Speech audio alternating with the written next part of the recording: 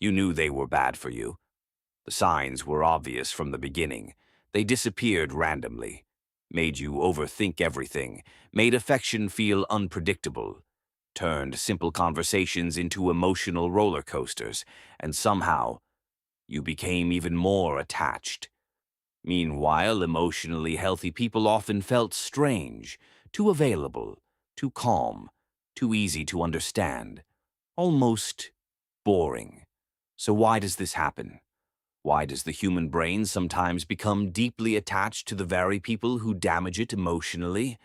The answer has very little to do with love, and a lot to do with psychology, because attraction is not always about what is healthy. Very often, it is about what feels familiar. Number 1. The blueprint of familiar chaos. Your nervous system remembers more than your conscious mind does.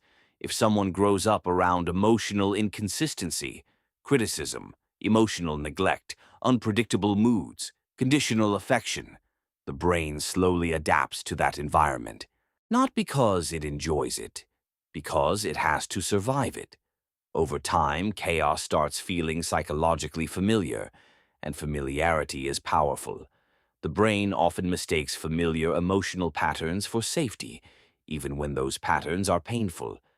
This is why emotionally unavailable people can sometimes feel strangely attractive, not because they are emotionally healthy, but because your nervous system recognizes the emotional environment they create. Your brain quietly says, "I've been here before." And that familiarity creates emotional gravity. This is also why emotionally stable people can initially feel emotionally flat to someone who is used to chaos. There is no emotional chase, no mixed signals, no fear of abandonment every few hours. And for someone wired around unpredictability, that calmness can actually feel uncomfortable at first. Number 2.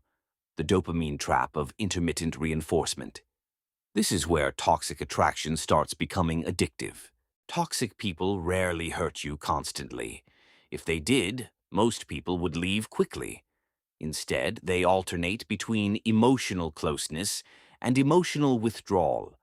One day they are affectionate, the next day they are distant. One moment they make you feel important, the next moment they make you feel invisible. And this inconsistency creates something called intermittent reinforcement, which is one of the strongest addiction mechanisms in psychology. Casinos use it, social media uses it, and toxic relationships use it too. Because unpredictable rewards create stronger emotional dependency than consistent rewards. Your brain becomes trapped trying to predict when the next moment of affection will arrive. And eventually, the relationship stops feeling peaceful and starts feeling chemically addictive. Your nervous system is no longer chasing love. It is chasing relief. The same person causing emotional pain also becomes the temporary source of emotional comfort, and that cycle is incredibly difficult for the brain to let go of. Number 3.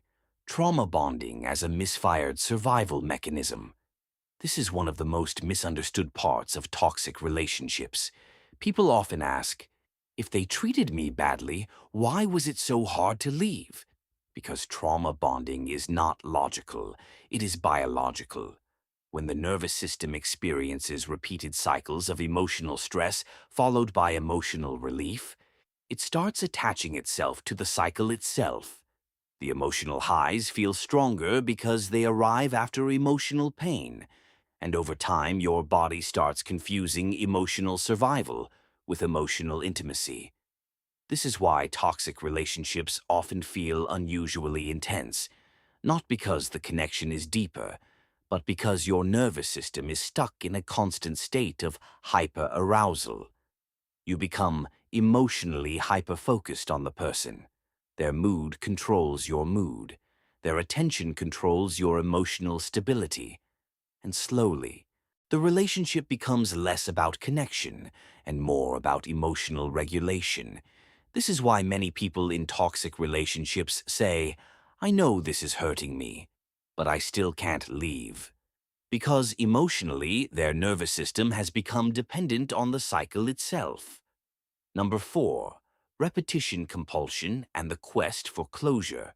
Sometimes toxic attraction is not really about the present relationship. It is about an old emotional wound trying to resolve itself. Psychologists call this repetition compulsion. The mind unconsciously repeats emotionally familiar situations, hoping for a different ending this time. For example, someone who grew up emotionally ignored may become deeply attached to emotionally unavailable partners.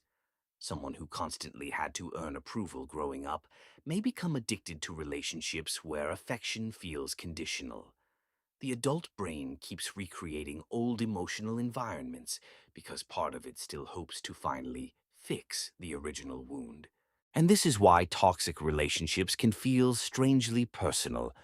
You are not just reacting to the current person, you are often reacting to years of emotional conditioning underneath them. The relationship starts feeling less like romance and more like unfinished emotional business. Number 5.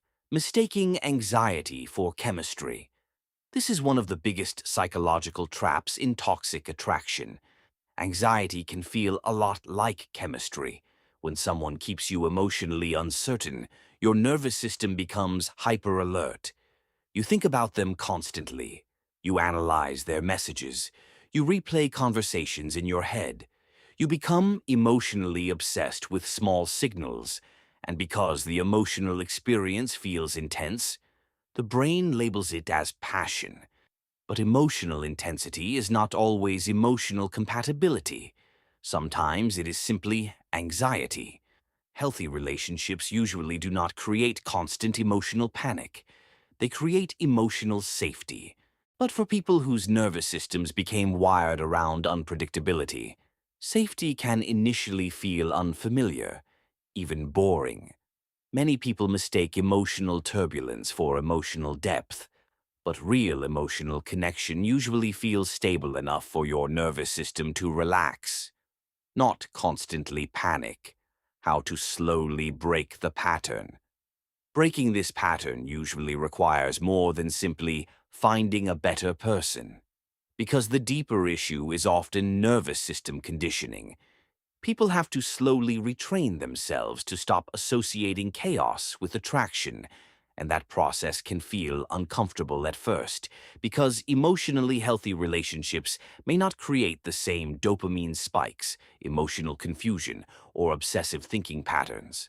But emotional peace is not boredom. It is safety. One of the biggest signs of healing is when your attraction patterns slowly begin changing. You stop romanticizing emotional unavailability. You stop confusing unpredictability with passion. You stop chasing people who make you feel emotionally unstable. And instead, you begin valuing consistency, calmness, emotional maturity, honesty, not because they are more exciting, but because your nervous system no longer needs chaos to feel emotionally alive. Toxic relationships often feel powerful in the beginning because they activate deep psychological patterns, but healthy relationships feel sustainable. And in the long run, sustainable is what protects your peace, identity, confidence, and emotional stability. Because real love does not constantly make you feel emotionally unsafe, and it does not require you to abandon your peace just to feel wanted. Subscribe now and share this video with someone who you feel deserves to break free from their toxic relationship.